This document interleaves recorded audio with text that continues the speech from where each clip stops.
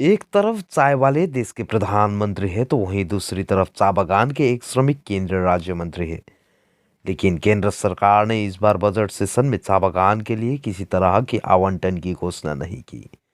भाजपा सरकार और केंद्रीय राज्य मंत्री जॉन बारला बीते साल आवंटन हुए चाय बागान के लिए 1,000 करोड़ का इतना बड़ा कहानी बनाया था कि उनका कोई मुकाबला ही नहीं हो सकता था।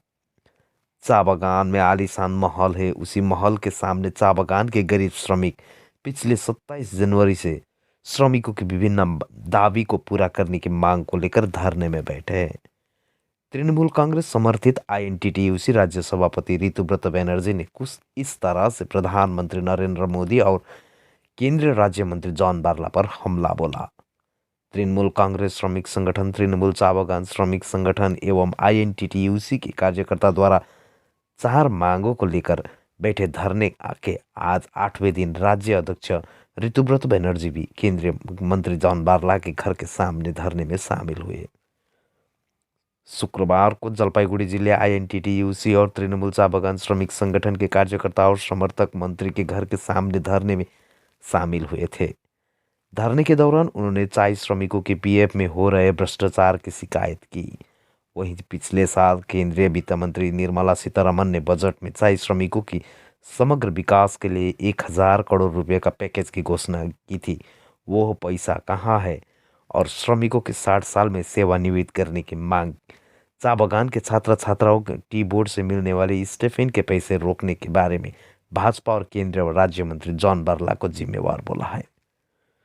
उन्होंने कहा कि जॉन बारला भले ही चाय बागान से ही मंत्री बने हैं, लेकिन उन्हें अपने विकास के अलावा किसी के लिए कुछ नहीं किया।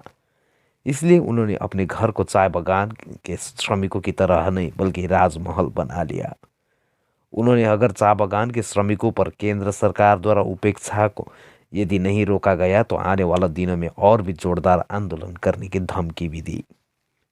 आज के इस धरने में प्रदेश अध्यक्ष के अलावा आईएनटीटीयूसी जिला अध्यक्ष राजेश लाकड़ा, तृणमूल चाय बागान श्रमिक संगठन के सभापति वीरेंद्र बाड़ा, केंद्रीय समिति सदस्य राजू गुरुङ, सुजू छेत्री, बानरहाट ब्लॉक सभापति सागर गुरुङ, आईएनटीटीयूसी के ब्लॉक सभापति रंजीत लाकड़ा, धनबहादुर छेत्री सहित अन्य लोग भी उपस्थित थे।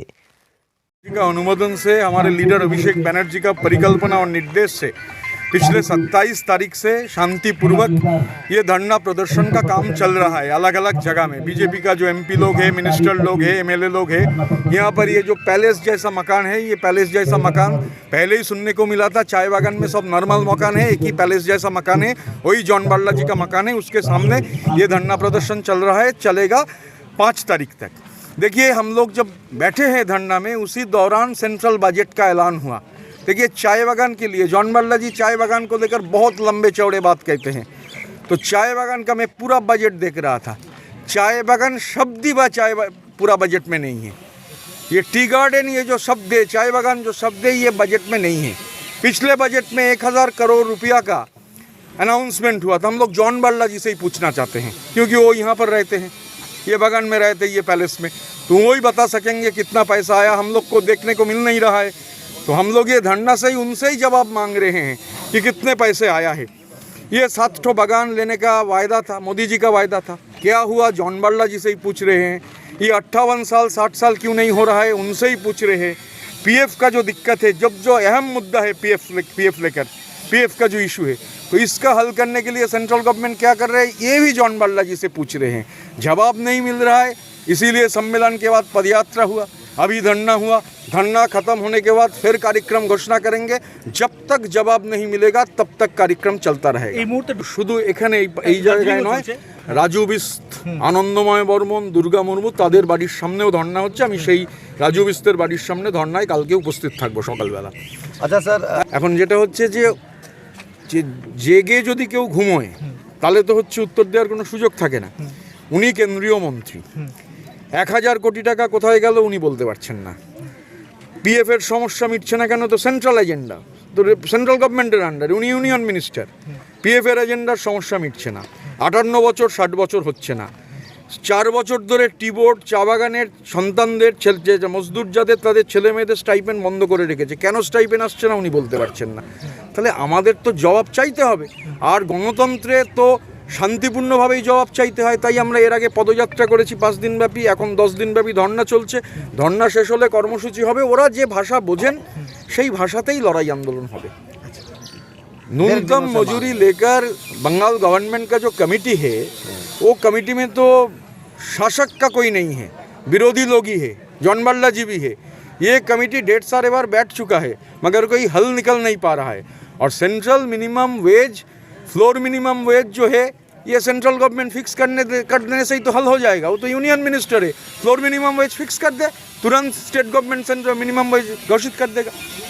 जॉन बाल्ला जी, माने एक बंगाली में कहावत है, जो गल्प होता है उसका जो गाई है वो गाछ में चढ़ जाता है। तो जॉन बाल्ला जी का ये भाषणबाजी सुनने से ये मालूम होता है वो बीजेपी में है, क्योंकि जुमलाबाजी का जो विरासत है, ये विरासत अच्छे तरीके से उन्होंने अपनाया है। पीएफ सेंट्रल लेजिस्लेशन का अंडर है, सेंट्रल गवर्नमेंट का अंडर है। रीजनल पीएफ कमिश्नर ये सेंट्रल गवर्नमेंट को रिपोर्ट करती है। तो कैम क्यों नहीं बन रहा है, कैम क्यों नहीं हो रहा है, पीएफ का मसला क्यों नहीं सॉल्व हो रहा है, ये जवाब तो सेंट्रल गवर्नमेंट को ही देना पड़ेगा। जॉन बाल्ला जी एक्चुअली जो है, ये 1000 करोड़ रुपया का कोई हिसाब नहीं दे पा रहे हैं। स्टाइपेंड क्यों बंद हो गया बोल नहीं पा रहे हैं। फिर ये पीएफ का मसला बोल नहीं पा रहे हैं। 700 डनकन का बागान कब खुलेगा बोल, माने सेंट्रल गवर्नमेंट का अधिग्रहण करेगा बोल नहीं पा रहे। तो क्वेश्चन ही क्वेश्चन है, कोई आंसर नहीं है। तो आंसर मांगने के लिए ऐसे ही हमारा ये पैलेस के सामने फिर आने वाले दिन में भी कार्यक्रम रहेगा। जॉन बाल्लार एजेंडा नয়, केंद्रीय সরকার হাতে। আরে অবান্তর কথা, আপনারা উনি জানেন না এর মধ্যে ডিমডিমা বাগানে যিনি পিএফ এরকম ডিফল্টার ছিলেন, নির্দিষ্ট অভিযোগের ভিত্তিতে তিনি অ্যারেস্ট হয়েছেন, সবাই জানেন। উনি এগুলো বলতে হয় তাই বলছেন, কারণ পিএফ কমিশনার তাকে কেন্দ্রীয় সরকার ঠুটো জগন্নাথ বানিয়ে রেখে দিয়েছে। এই যে সমস্যার সমাধান, এই সমস্যার সমাধান না করেই যে 4.5-5 লক্ষ চা শ্রমিক, তাদের ওপর নির্ভরশীল 20 লক্ষ মানুষ। ওই যে একটা জিনিস বুঝবেন যে উন্নতিটা শুধু জন বাল্লারই হয়েছে। আপনি দেখুন না, এখানে এরকম একটা বাড়ি আছে নাকি, এরকম একখানা বাড়ি হলো কি করে? জন বাল্লা নাকি সাধারণ একজন চা শ্রমিক। এখানে যারা থাকেন তারা সবাই কি তাহলে চা বাগানের মালিক আর উনি চা শ্রমিক? বাড়ি দেখে তো তা মনে হচ্ছে না।